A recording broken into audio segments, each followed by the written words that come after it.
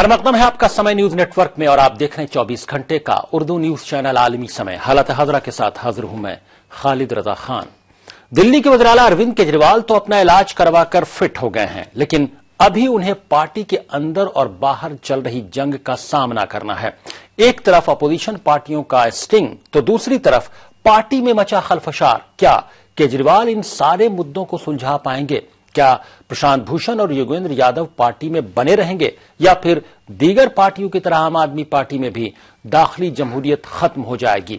इसके अलावा हम बात करेंगे इस्राइली पार्लिमानी इंतखाबात की।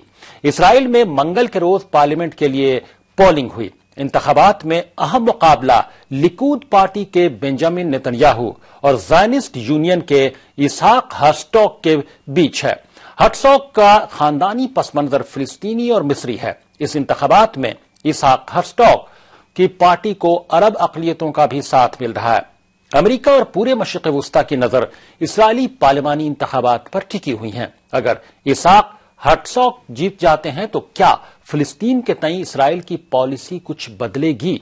इन्हीं मौज़ूआत पर बातचीत के लिए हमारे साथ स्टूडियो में मौजूद हैं सीनियर सहाफ़ी और सियासी तजज़ियेकार जनाब असद रज़ा साहब। आपका आलमी समय स्टूडियो में खैर मकदम है।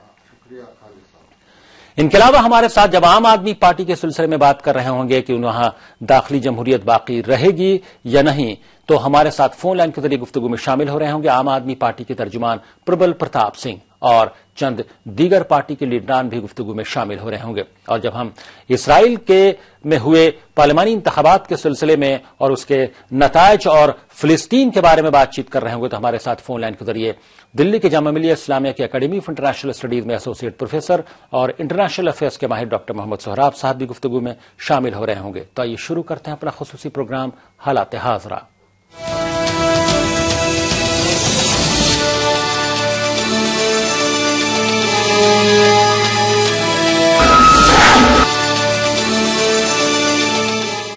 आम आदमी पार्टी में सुलह की कोशिशें हो रही हैं। बेंगलुरु से लौटने के बाद अरविंद केजरीवाल पार्टी को ठीक करने में लग गए हैं। केजरीवाल ने प्रशांत भूषण को एसएमएस भेजकर जल्द मिलने की बात भी कही है। इस बीच करकरडुमा कोर्ट में एक केस में पेशी के दौरान केजरीवाल की योगेंद्र यादव से मुलाकात हुई और दोनों के बीच हल्की फुल्की बातचीत भी हुई। लेकिन इन सब के बीच प्रशांत भूषण ने पार्टी सुप्रीमो के खास आशीष खेतान से मिलने से इनकार कर दिया। दरअसल केजरीवाल ने ही खेतान समेत आशुतोष, संजय सिंह और कुमार विश्वास को प्रशांत भूषण से मुलाकात के इख्तियारात दिए थे, लेकिन भूषण ने आशीष खेतान को मुलाकात का वक्त नहीं दिया। हालांकि ये चारों लीडरान देर रात योगेंद्र यादव से मुलाकात कर चुके थे।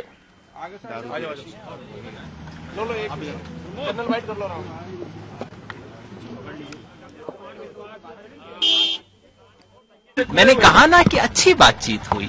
देखिए, मैं पहले दिन से क्या कह रहा हूं, मैं पहले दिन से कह रहा हूं कि इस पार्टी से बहुत आशा जुड़ी हुई है। इस पार्टी की पता नहीं कितने लोगों ने श्रद्धांजलि लिख दी, फिर भी ये पार्टी वापस आ जाती है। और मैंने कहा कि मेरी आस्था है कि चीजें बेहतर होंगी। और मैंने कहा कि इस समुद्र मंथन से भले ही कुछ विष निकला, अंततः अमृत निकलेगा, ऐसी मेरी आस्था थी। मतलब रास्ते खुले और है, रास्ते खुले हुए हैं। आपने तो मेरा उत्तर भी नहीं सुना। मैंने कहा कि मेरी आस्था थी और है। मैं तो चाहता हूं कि अरविंद से मिलकर आमने सामने आराम से बात हो सके इस विवाद के ऊपर, जिससे कि विवाद खत्म किया जा सके। और मैंने उनको मैसेज भेजा है कि आशा है कि उनकी सेहत अब बेहतर होगी और आते ही उनके दिल्ली आते ही मैं चाहूंगा कि उनसे मुलाकात हो जाए अलग से, अकेले में। अगर वो चाहते हैं कि मैं अलग से मिल लूं तो मैं अलग से मिलने के लिए तैयार हूं। अगर वो चाहते हैं कि मैं और योगेंद्र जी दोनों मिल लें तो हम दोनों जा सकते हैं। हमारे साथ स्टूडियो में बातचीत के लिए मौजूद हैं सीनियर सहाफ़ी और सियासी तजज़ियेकार असद रज़ा साहब और फोन लाइन के जरिए बातचीत में गुफ्तगू में शामिल हो गए हैं आम आदमी पार्टी के लीडर प्रबल प्रताप सिंह। प्रबल प्रताप जी, क्या आपको लगता है, क्या जो बातचीत जो शुरुआत हुई है उसका नतीजा क्या उम्मीद की जाए कि बेहतर होगा? और जो मीडिया के जरिए जो आम लोगों तक ये भ्रम फैल रहा था कि पार्टी अब कमजोर होती जा रही है, पार्टी के अंदर इंटरनल डेमोक्रेसी नहीं है, वो खत्म होती जा रही है, तो क्या अब माना जाए कि पार्टी एक ट्रैक पे आ जाएगी? देखिए, कभी भी पार्टी के अंदर इंटरनल डेमोक्रेसी का ऐसा कोई मसला ही नहीं रहा है। जैसा मीडिया में प्रेजेंट हुआ या बाहर आया है, पार्टी हमेशा लोकतांत्रिक तरीके से चली है। लोकतंत्र की कुछ मर्यादाएं होती हैं, वो मर्यादाओं के अंदर सारे नेता कार्य कर रहे हैं।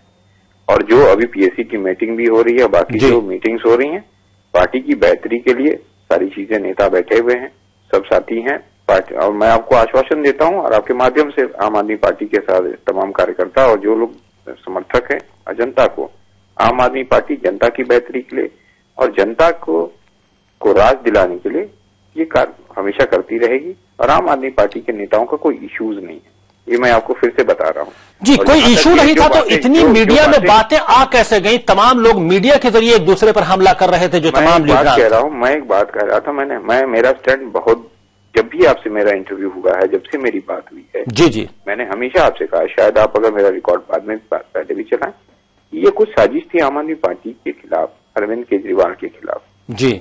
और इसमें कुछ चीजें हो रही थी और डिस्टर्ब की जा रही थी, ऐसा कुछ भी नहीं था।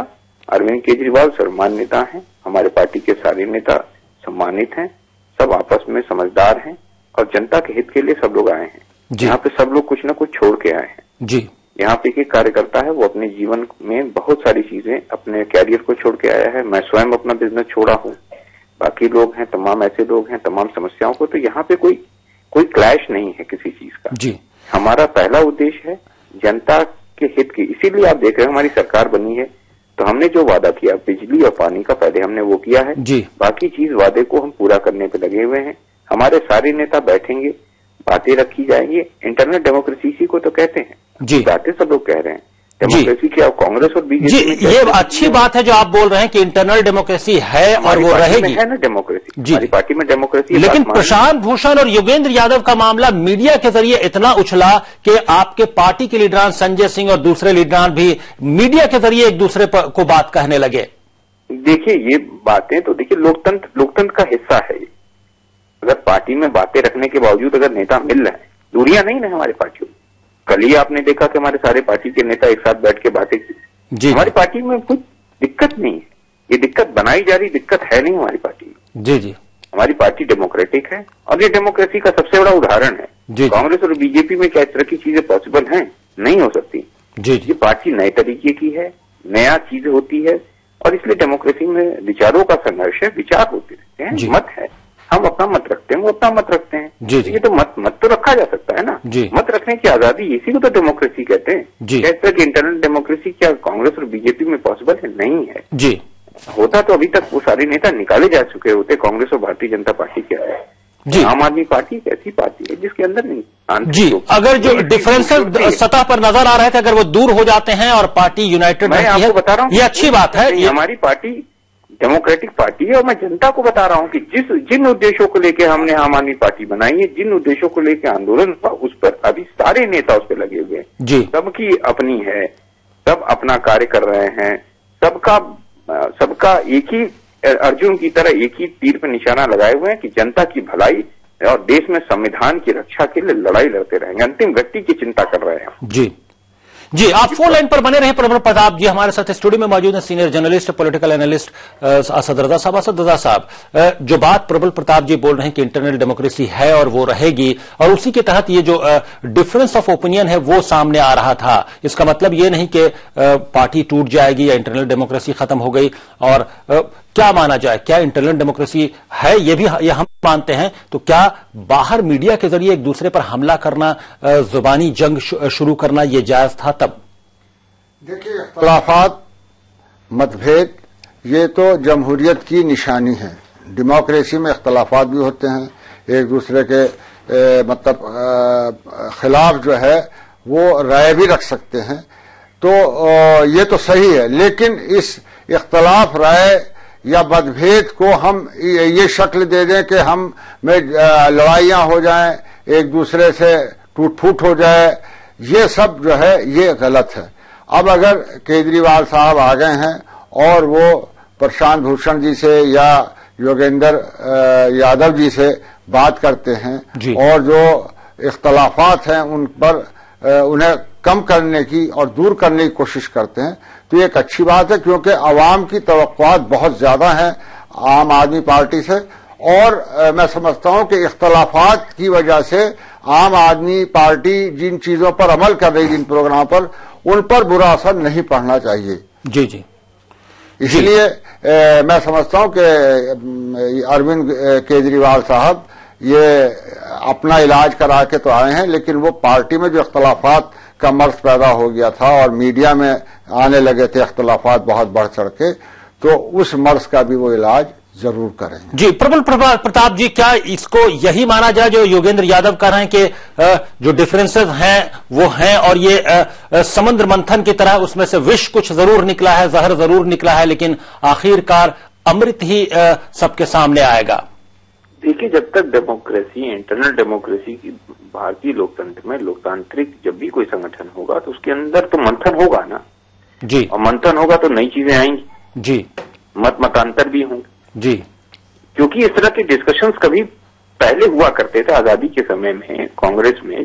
जब आजादी के समय की कांग्रेस उस समय हो सकता है उस समय हुआ हो, क्योंकि उसमें तो मैं पैदा नहीं हुआ था, न मैं था उस समय, लेकिन उस समय के अखबारों में देखे होंगे तो अगर पढ़ने में आता है हमेशा मतांतर रहे हैं गृह मंत्री और प्रधानमंत्री में, कांग्रेस अध्यक्ष में, उस समय के अध्यक्ष और वहां के प्रधानमंत्री, उसमें के वर्तमान प्रधानमंत्री थे, राष्ट्रपति और प्रधानमंत्री में भी पत्र व्यवहार होते थे और तमाम मतांतर रहते। तो ये फिर से एक बहुत बड़ी चीज है, इसको आप लोगों को वेलकम करना चाहिए कि मतांतर को पार्टी में टूट फूट का वो नहीं देना चाहिए। जिस तरीके से स्टिंग की सीरीज आई और कुछ मीडिया के एक सेक्शन ऑफ सोसाइटी को मैं कहूंगा नहीं, एक आध लोगों ने उसको बहुत कुछ बढ़ा चढ़ा कर किया, बहुत ज्यादा। देखिए, मतलब अरविंद केजरीवाल और आम आदमी पार्टी को बदनाम करने की जितनी कोशिशें की गई पिछले एक हफ्ते में, वो सारी की पराकाष्ठा लांग भी गए कुछ लोग। ये स्टिंग है जी, ये एक आदमी आया स्टिंग लेके, कहा जी मैं स्टिंग कर दिया है, 12 बजे कर दूंगा, और सारे के सारे लोग जाके वहां बैठ गए। क्या आया? कुछ भी नहीं आया। जी जी, और ये इसका स्टिंग आ गया, उसका, तो उसका प्रभाव। बात देखिए, तो बात तमाम कुछ ठीक है जो आप बोल रहे हैं कि उससे भी हम एग्री करते हैं, उसके बावजूद ये कहेंगे कि क्या जो डिफरेंसेस थे उसकी वजह से जिस तरह का मीडिया के जरिए सीन क्रिएट हुआ, पीएससी से बाहर किया गया योगेंद्र यादव और इनको, पीएससी से बाहर को देखिए, बाहर करने वाला, फिर से मैं कहता हूं, कुमार विश्वास भाई का जो स्टेटमेंट है, जब वो निकल के पीएससी की बैठक के, एनी की बैठक के बाद आते, उन्होंने कहा कि हमारे सीनियर मोस्ट साथी हैं, उनको इससे कार्य मुक्त करके दूसरी रिस्पॉन्सिबिलिटीज देने की बात चल रही है। पार्टी को बढ़ाने के लिए हम तय करेंगे, पार्टी तय करेगी, पार्टी के संगठन के लोग तय करेंगे कि प्रबल प्रताप शाही का क्या भूमिका होगी।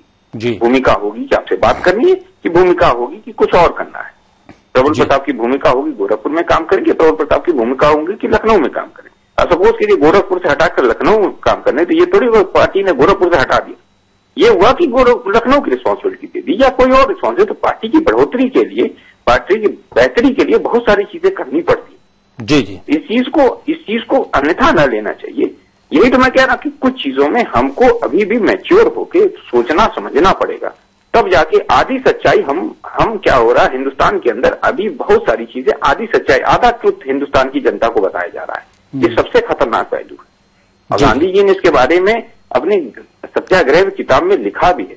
सत्याग्रह हिंद स्वराज में गांधी जी ने इसके बारे में लिखा है। उस समय जब जनता अपना मत अखबारों के माध्यम से बनाने लगती है और बाकी चीजों के माध्यम से बनाने लगती है, तो उसमें बड़ा खतरनाक होता है। और लिखने वाले के ऊपर और विश्लेषण करने वाले के ऊपर बहुत बड़ी जिम्मेदारी होती है, यानी चौथे खंबे के ऊपर बड़ी जिम्मेदारी होती है कि किन बातों को किस तरीके से प्रस्तुत किया जाता है। इसलिए हम आपसे भी आग्रह करेंगे, आगे से जो भी आप लोग कहें, आप लोग वैसे समाज की बेहतरी के लिए बहुत ज्यादा आप लोग कार्य करते हैं। मैं आप लोग का मैं क्या कहूं, मैं आप लोगों ने जिस तरीके से डेमोक्रेसी को बचाने के 1974-75 में आप लोगों ने झेला है, पत्रकारों का बहुत बड़ी भूमिका रही आजादी के आंदोलन में, उस तरह भारत के लोकतंत्र को और मजबूत करने के लिए, जनता के हितों को समझने के लिए पूरी सच्चाई बताने की कोशिश होनी चाहिए। इस पे भी मैं थोड़ा सा जी, हम तमाम सच्चाई बताते रहेंगे। जान लेते हैं असद रजा साहब से। असद रजा साहब, बात चूंकि निकली है तो बात इस पर भी होगी कि इंटरनल डेमोक्रेसी है, इससे भी हम एग्री करते हैं, ये मंथन चल रहा है, इससे भी एग्री करते हैं, लेकिन जो टाइमिंग थी इनको प्रशांत भूषण और योगेंद्र यादव साहब को पीएसी से हटाकर दूसरी जिम्मेदारी देने की, क्या आपको लगता है, क्या ये टाइमिंग गलत थी या जिसकी वजह से कंफ्यूजन पैदा हो और मीडिया में इतनी बातें आने लगी? देखिए, एक बात है, किसी भी पार्टी में जब किसी को हटाया जाता है तो उस पर तरह तरह की बातें बनाई जाती हैं। यहां भी यही हुआ, ऐसा कांग्रेस में, बीजेपी में, हर पार्टी में होता है कि कुछ लोगों को कुछ ओहदों से हटाया जाता है, कुछ को नई जिम्मेदारी दी जाती है। तो ये सारी चीजें तो हर पार्टी में होती रहती हैं, लेकिन मैं समझता हूं कि इसे, ये ठीक है हटाया गया, लेकिन इसे कुछ ज्यादा ही बढ़ाया चढ़ाया गया और जो मुखालिफ पार्टियां थीं, मुखालिफ लीडर थे आम आदमी पार्टी के, उन्होंने इसे इसमें और नमक मिर्च लगाया और एक जरा से ये जिसे कहने चाहिए सुई को तलवार बना दिया। जी जी, लेकिन ये सुई जरूर थी जी, यानी बात कुछ न कुछ थी, यानी चिंगारी थी, तभी इख्तलाफात थे, अब उन्हें बढ़ा चढ़ा के पेश कर दिया। अब अगर वो अरविंद केजरीवाल जी उन्हें दूर कर देते हैं जी, और सारे लीडर इस बात को मान भी लेते हैं कि भाई जिम्मेदारियां बदली जाती हैं, हटाई जाती हैं, जिम्मेदारियां नई जिम्मेदारियां दी जाती हैं, तो एक ये डेमोक्रेटिक अमल है, इसे मान लें दोनों सब लीडर मान लें तो ये अच्छा होगा। जी, प्रबल प्रताप जी, जो बात आप कह रहे हैं अगर वही वाकई है तो हम ये भी चाहेंगे कि दूसरी पार्टियां भी इंटरनल डेमोक्रेसी के इस मॉडल को फॉलो करें और जिस तरह से डिफरेंसेस सरफेस पर आकर मीडिया के जरिए लोगों के सामने आकर फिर से कहीं ना कहीं से सबसाइड करने लगे हैं, फिर से डिफरेंसेस दूर होने लगे हैं डायलॉग के जरिए, वो कम से कम दूसरी पार्टियों को भी इससे सबक लेनी चाहिए। तो क्या उम्मीद की जाए प्रबल प्रताप जी अगले दो तीन दिनों में? देखिए, जो भी फैसला होगा पार्टी के साथ ही बैठकर, मैंने फिर से कहा है, पार्टी की बेहतरी के लिए, आम आदमी की बेहतरी के लिए एक निर्णय लिया जाएगा और अच्छी खबर, अच्छी एक आपके पास आएगी। मैं यही बात आपसे बता रहा हूँ, इसकी आशा भी हमारे साथियों सबको है और हमारे सारे साथी बहुत ही रिस्पॉन्सिबल हैं और देश के प्रति और जनता के प्रति उनकी वो अपनी जिम्मेदारी को समझते हैं और वो बहुत ही ज्यादा, वो लोग, मतलब मैं आपको क्या बताऊं कि वो लोग दिन भर रात भर एक ही चीज सुबह से लेकर शाम तक वो किस तरीके से कार्यकर्ताओं से मिलते हैं, उनको समझाते हैं, चाहे योगेंद्र जी हों, प्रशांत जी हों, मनीष भाई हों, अरविंद भाई हों, संजय भाई हों, कुमार विश्वास हों, ये सारे साथी मिलकर इस गुलदस्ते को और अच्छा करेंगे।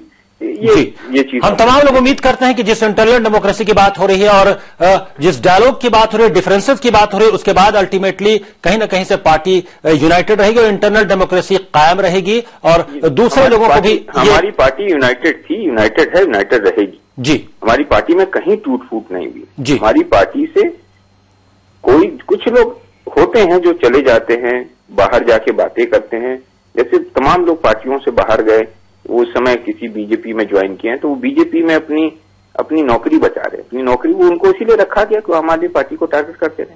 जी जी जी, अच्छी उम्मीद की जाए। बहुत बहुत शुक्रिया, वक्त की कमी है, बातचीत आगे नहीं बढ़ा पा रहे हैं। प्रबल प्रताप जी, फोन लाइन के जरिए बातचीत में शामिल होने के लिए बहुत बहुत शुक्रिया। असद रजा साहब स्टूडियो में गुफ्तगू के लिए मौजूद हैं। ब्रेक के बाद हम आएंगे तो बात करेंगे इस्राइल में हो रहे पार्लियामेंट्री इलेक्शन की, कि इस्राइल में पार्लियामेंट का इलेक्शन हो गया, लेकिन जो सर्वे बता रहे हैं उसके मुताबिक जो मौजूदा वज़ीर आज़म है बेंजामिन नेतन्याहू, उनकी पार्टी यानी लिकुड पार्टी को कम सीटें मिल रही हैं और जो ज़ायनिस्ट यूनियन है उसको ज्यादा सीटें मिल रही हैं। और इसी बीच बेंजामिन नेतन्याहू ने कहा कि वो अगर वज़ीर आज़म फिर से बन गए तो आजाद फिलिस्तीन रियासत तो वो कम से कम नहीं बनने देंगे अपनी जिंदगी में अपने वज़ीर आज़म रहते हुए।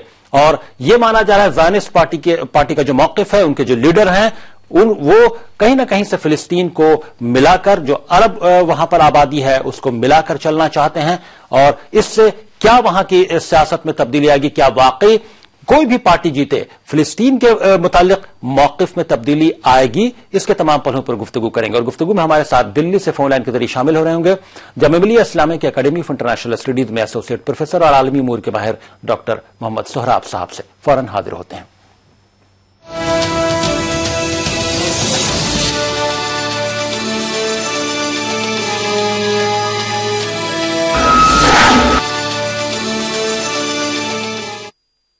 आयुर्वेदिक तेल जो बना है 16 खास आयुर्वेदिक तत्वों से।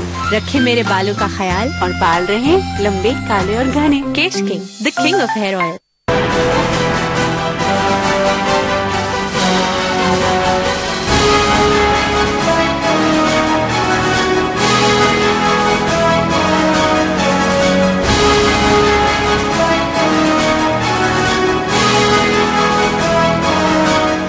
खबरों का महवर बनती हैं जो खास शख्सियत।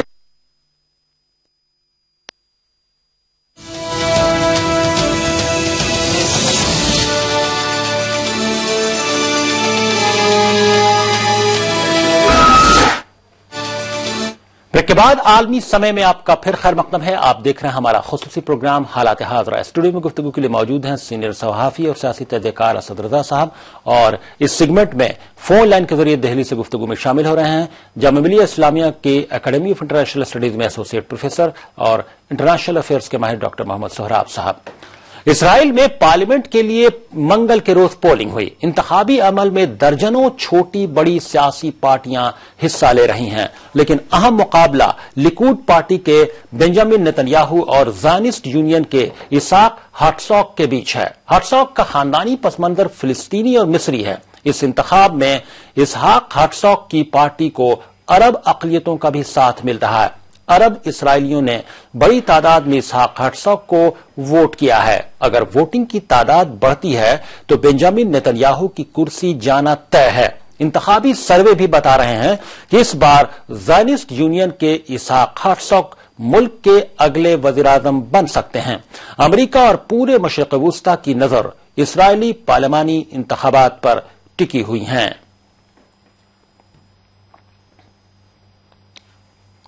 वोटिंग से पहले इसराइल के वज़ीर-ए-आज़म बेंजामिन नेतन्याहू ने वोटरों से वादा किया कि अगर वो दोबारा मुंतखब हो गए तो फिलिस्तीनी रियासत कायम नहीं होगी और वो मकबूजा बैतुल मुक़द्दस में यहूदी आबादकारों के लिए हजारों नए मकानात तामीर करेंगे।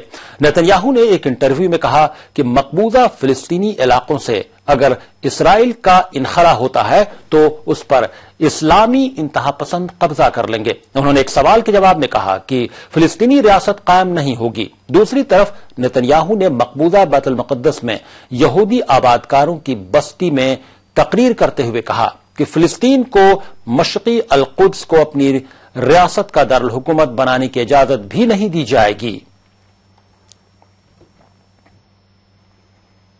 दोनों मेहमान हमारे साथ बातचीत में गुफ्तगू में शामिल हैं। हालात हाज़रा में स्टूडियो में मौजूद हैं असद रज़ा साहब, और फोन लाइन के जरिए गुफ्तगू में शामिल हैं दिल्ली की जामिया मिलिया इस्लामिया की एकेडमी ऑफ इंटरनेशनल स्टडीज में एसोसिएट प्रोफेसर और इंटरनेशनल अफेयर्स के माहिर डॉक्टर मोहम्मद सोहराब साहब। डॉक्टर सोहराब साहब, इसराइल में जो पार्लियामानी इंतखाबात हुए हैं उसे किस तौर पर देखते हैं? ये जिस दौर से मशरिक़ वुस्ता गुजर रहा है, क्या उसमें कोई ये तब्दीली लाएगा? क्या असर पड़ने वाला है इसराइल में हुए इस इंतखाबात के? कि ये इलेक्शन जो है कै पस मंजर में अगर देखा जाए तो बहुत ही अहमियत है, इसका अहमियत का हामिल है। एक तो ये कि इजराइल के अंदर खुद जो अवाम है वो कोई मोनोलिथिक नहीं है, किसी एक नस्ल के लोग नहीं है, किसी एक लसानी ग्रुप के लोग नहीं है, मुख्तलिफ लसानी ग्रुप के और कौमियत से उनका ताल्लुक है। ये पहला मर्तबा इलेक्शन जो वहां पे हो रहा है, और आज तक इजराइल में होता ये रहा है कि जो इजराइल की पॉलिटिकल सिस्टम की जो लीडरशिप रही है वो यूरोपियन जो यहूदी हैं, यूरोपियन मगरबी दुनिया के जो यहूदी हैं उनके हाथ में रही है। लेकिन जो अक्सरियत तबका है वो यूरोपियन यहूदी नहीं है, वो एशिया एंड अफ्रीका के यहूदी हैं, और अब उन लोगों ने एफर्ट शुरू किया है और इस इलेक्शन में एफर्ट शुरू किया है, और उसी का नतीजा है कि नेतन्याहू की पोजीशन बहुत खराब है, इसलिए कि वो फिलिस्तीनियों को जिस नजरिया से देखते हैं उस नजरिया से यूरोप के जो यहूदी हैं वो नहीं देखते हैं।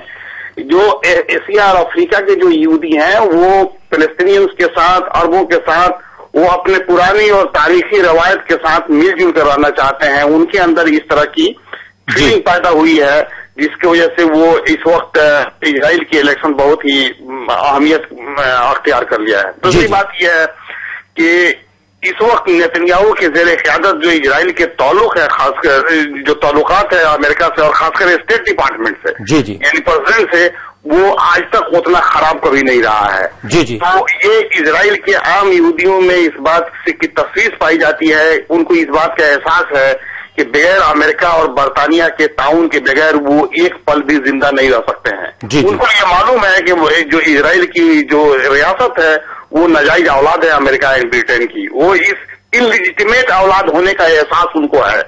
तो ये मालूम है कि उनका जो इनलिजिटिमेट फादर है, जो बैकअप है, उसकी हमको चाहिए वरना वो मर जाएगा। तो वो नेतन्याहू ने अपने जाती मुफाद के लिए, अपने हुकूमत में रहने के लिए या अपने ज़ायनिज्म के एजेंडा के लिए उस रिलेशनशिप में एक स्ट्रेन पैदा किया है, जिससे आज इजराइल की आवाम बहुत परेशान है, बहुत खायफ है। जी। दूसरी बात यह है कि अगर वहां के इलेक्शन आते हैं जी जी। और नेतन्याहू की अगर डिफीट होती है, अगर उसकी हार होती है, तो वो तबका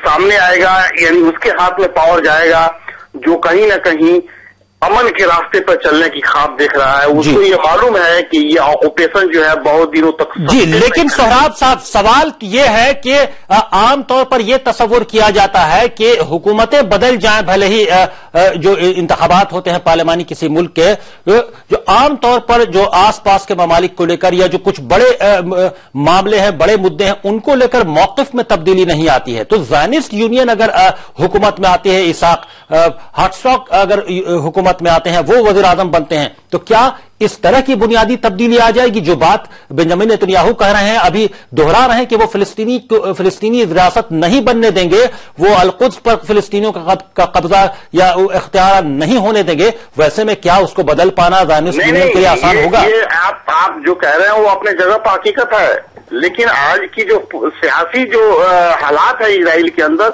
वहाँ इजराइल के अवाम दो हिस्सों में बटे हुए हैं। एक क्यादत एक तबका ये जरूर चाहता है कि फिलिस्तीनियन के साथ बातचीत शुरू की जाए और बातचीत के जरिए कोई न कोई मसले का हल निकाला जाए। उनको इस बात का एहसास है कि हम तसादुम के रास्ते पर बहुत दिनों तक कायम नहीं रह सकते हैं, जिंदा नहीं रह सकते हैं। उनको इस बात का एहसास है। दूसरी बात यह है कि इजराइल के अंदर 20% जो आबादी है अरबों का, जी जी, 20% बहुत मानी रखता है। जी जी। उनकी जो इलेक्टोरल स्ट्रेंथ है 20%, वो खुद नेतन्याहू के हक में नहीं है। जी। वो खुद चाह रहा है कि फिलिस्तीन के मसले को इजराइल जो है खुद अपने पार्लियामेंट के अंदर डिबेट करे और खुद उसका रास्ता अख्तियार करे। तीसरी अहम बात यह है कि अगर मगरबी दुनिया को भी यह एहसास हो गया है कि जिस वक्त इजराइल का क़याम किया गया था और जो एक तरह का मोरल क्वेश्चन के तौर पर पेश किया गया था कि ये अखलाकी जिम्मेदारी है मगरबी दुनिया का, अब मगरबी दुनिया उस अखलाकी जिम्मेदारी को डिफेंड नहीं कर पा रही है, उसको दिफा नहीं कर पा रही है, इसलिए कि इजराइल जो है एक टेररिस्ट स्टेट की शक्ल में आया और वहां उसकी टेररिज्म वाज़ेह हो चुकी है। आज मगरबी दुनिया में स्टेट की पॉलिसी और आवाम की जो राय है, जिसको राय आमा कहते हैं, दोनों में बहुत फर्क हो गया है। तो क्या आप जो बात बोल रहे हैं, जो अभी हालिया दिनों में अगर देखें तो जिस तरह से बेंजामिन नेतन्याहू अमेरिका गए और वहां बगैर ओबामा इंतजामिया की मर्जी के उन्होंने वहां की पार्लियामेंट को एड्रेस किया, कांग्रेस को एड्रेस किया, क्या लगता है इस तरह की वो जबरदस्ती कहीं ना कहीं से एड्रेस किया उन्होंने कुछ पार्लियामेंटेरियंस, कुछ कांग्रेसमैन की हिमायत के बाद, उसके बाद भी उनके खिलाफ अमेरिका में बहुत जबरदस्त जो पार्लियामेंटेरियंस है अमेरिका के, उनमें एक लहर पैदा हुई। तो कैसे देखा जाना चाहिए, क्या ये अमेरिका के मौकिफ में एक पैराडाइम शिफ्ट आएगा इनके जाने के बाद से? शिफ्ट तो बाद में पता चलेगा, लेकिन अमेरिकी आवाम के एक तबका के अंदर इस बात का एहसास हुआ है कि नेतन्याहू का इस तरह के आना और यूएस कांग्रेस को एड्रेस करना वो कहीं ना कहीं अमेरिकन सॉवरेनिटी का ह्यूमिलिएशन है। जी जी। उनको इस बात का एहसास है और उन लोगों ने वाज़ेह तौर पर इस बात को कहा है कि एक फॉरेन दूसरे कंट्री का वज़ीर आज़म आता है और हमारे सॉवरेनिटी को वायलेट करता है, हमारे इंस्टीट्यूशंस को वायलेट करता है। आखिर वहां के जो अमेरिका का जो प्रेसिडेंट है वो डायरेक्ट बराह रास्त आवाम के जरिए चुना गया, उसका इंतखाबात होता है, वो कोई इनडायरेक्ट इलेक्शन नहीं होता है, वो आवाम की स्टेक इन्वॉल्व है डायरेक्टली। तो उन लोगों ने इस तरह से उसको अटैक भी समझा है। दूसरी बात यह है कि अमेरिका की इस वक्त जो राय आमा जो है वो तब्दील दो हिस्सों में बटी हुई है, उसी तरह से वहां की हुकूमत भी बटी हुई है, यानी जो प्रेसिडेंट ओबामा की जो मौकफ है और जो कांग्रेस की मौकफ है जहां रिपब्लिकन मेजोरिटी में है, दोनों इतने दिनों में कभी 70 साल और 65 साल की हिस्ट्री में ऐसा कभी हुआ नहीं था। यानी उम्मीद रखनी चाहिए कि जो मौकफ है, अगर बेंजामिन नेतन्याहू हारते हैं और ज़ायनिस्ट यूनियन जीतती है और इसहाक हर्त्ज़ोग जीतते हैं तो मौकफ में नरमी जरूर आएगी बहुत ज्यादा, अगर कोई तब्दीली आए ना। आप फोन लाइन पर बने रहिए, स्टूडियो में मौजूद है बातचीत के लिए हमारे साथ असद रजा साहब। असद रजा साहब, अब आपने डॉक्टर मोहम्मद सोहराब साहब की बात सुनी, अब क्या उम्मीद की जानी चाहिए? इसहाक हर्त्ज़ोग अगर बनते हैं वज़ीर आज़म और जो सर्वे बता रहे हैं कि बेंजामिन नेतन्याहू पीछे हैं, तो क्या वाकई फिलिस्तीन का मसला हल करने की उम्मीद की जानी चाहिए, आलम इस्लाम और दुनिया को करनी चाहिए? ये तवक्को तो बिल्कुल जायज है कि जो इसहाक साहब अगर वजीर आजम बने तो वो एतदाल का रास्ता अपनाएंगे। मैं ये तो नहीं कहता कि वो थाली में सजाकर फिलिस्तीनी की रियासत दे देंगे अरबों को, ऐसा तो नहीं होगा, लेकिन एक दरमियानी रास्ता, एक एतदाल का रास्ता निकाला जा सकता है, क्योंकि इसराइल के अवाम भी, यूरोपियन अवाम भी, अमेरिका के अवाम भी ये चाहते हैं कि मशरिक़ वस्ता जो है वहां लड़ाई और जंग का माहौल। यानी ये उम्मीद की जाए कि जब अगर इसहाक हर्त्ज़ोग बनते हैं तो जो मगरबी दुनिया है वो भी ताउन करेगी उनके साथ फिलिस्तीन रियासत बनने में। मसले का हल निकालने में आपने देखा होगा कि बहुत से यूरोपीय ममालिक ने फिलिस्तीन को तस्लीम किया, जी, उनके पार्लियामेंट ने भी तस्लीम किया। अमेरिका में भी सदर ओबामा का जो रुख है वो फिलिस्तीन के तई नर्म है और नेतन्याहू के पॉलिसियों के खिलाफ है। तो इससे एक माहौल बना है आलमी बिरादरी में कि ये मसला बहुत ज्यादा नहीं खींचना चाहिए और इसका हल पायदार पुरअमन हल निकलना चाहिए इस मसले का। और मैं समझता हूं कि अगर इसहाक साहब वजीर आजम बन गए और उनकी पार्टी आ गई तो कुछ ना कुछ हल निकालने के लिए वो कोशा होंगे और इसराइल में भी अमन होगा। जी, यानी जो सर्वे बता रहे हैं और उस मुताबिक बेंजामिन नेतन्याहू पीछे हैं और इसहाक हर्त्ज़ोग वज़ीर आज़म इसराइल के बन, इसराइल के हम भी चाहते हैं कि वो अमन के साथ तरक्की करें। तो खित्ते में अमन की उम्मीद की जानी चाहिए, आजाद फिलिस्तीनी रियासत की जानिब एक पेशकदमी की उम्मीद की जानी चाहिए। हम गुफ्तगू को आगे नहीं बढ़ा पा रहे हैं, वक्त की तंगी है। डॉक्टर मोहम्मद सोहराब साहब, फोन लाइन के जरिए बातचीत में हालात हादरा में शामिल होने के लिए आपका बहुत बहुत शुक्रिया। असद रजा साहब, आपका भी स्टूडियो में तशरीफ लाने के लिए और आपका भी शुक्रिया। खालिद रजा साहब, आपका भी शुक्रिया। हालात हादरा में अभी बस इतना ही। आप आलमी समय को इंटरनेट पर भी देख सकते हैं, लॉग ऑन करें www.samaylive.com। फिलहाल खालिद रजा को दीजिए इजाजत, मगर आप देखते रहिए आलमी समय।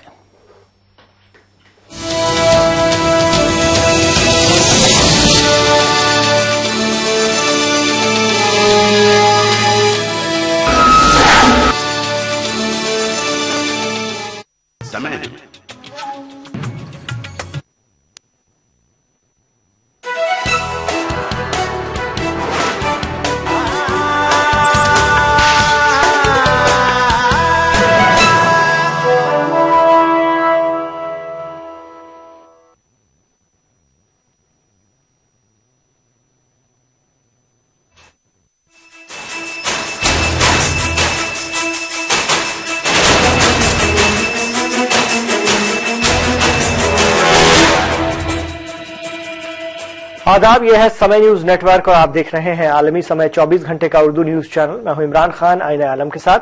सबसे पहले सुर्खियां। आलमी समय हेडलाइंस प्रस्तुत करते हैं Kesh King, the king of hair oil.